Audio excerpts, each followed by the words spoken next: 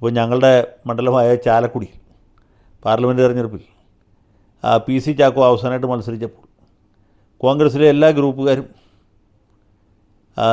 ഒറ്റയായിട്ടും കൂട്ടായിട്ടും ചാക്കോയുടെ കാല് വരികയും അദ്ദേഹത്തെ തോൽപ്പിക്കുകയും ചെയ്തു എന്നുള്ളതാണ് ചരിത്രം. എല്ലാവരും ചാക്കോയുടെ നിന്ന് കാശ് വാങ്ങിച്ചെടുക്കുകയും ചാക്കോയ്ക്ക് ഇട്ട് പണി കൊടുക്കുകയും ചെയ്തു. അങ്ങനെയാണ് ചാലക്കുടി പോലൊരു മണ്ഡലത്തിൽ ഒരു കോൺഗ്രസ് സ്ഥാനാർത്ഥി തോക്കാൻ എത്ര ബുദ്ധിമുട്ടാണ്. അങ്ങനെയാണ് ചാക്കോ തോറ്റതും ചാക്കോയുടെ എതിർ സ്ഥാനാർത്ഥിയായിരുന്ന സിനിമാ നടൻ ഇന്നസെൻറ്റ് ജയിച്ചത്. അപ്പോൾ ഇങ്ങനെയൊക്കെയുള്ള തമാശകൾ ഓരോ തെരഞ്ഞെടുപ്പിലും നടക്കുന്നുണ്ട്. ഇപ്പോൾ ഞാൻ പറയാൻ വന്നത് മഞ്ചേശ്വരം അസംബ്ലി മണ്ഡലത്തെക്കുറിച്ചാണ്. മഞ്ചേശ്വരത്ത് സമീപ ദിവസങ്ങളുണ്ടായ തമാശകളൊക്കെ നമുക്ക് എല്ലാവർക്കും അറിയാവുന്നതാണ്. അവിടെ മുസ്ലിം ലീഗിൻ്റെ സിറ്റിംഗ് MLA മത്സരിക്കുന്നു. അദ്ദേഹത്തിനെതിരെ ആ സ്ഥാനാർത്ഥിയുടെ അതേ പേരുള്ള ഒരു SDPIയുടെ സ്ഥാനാർത്ഥി പത്രിക കൊടുക്കുന്നു.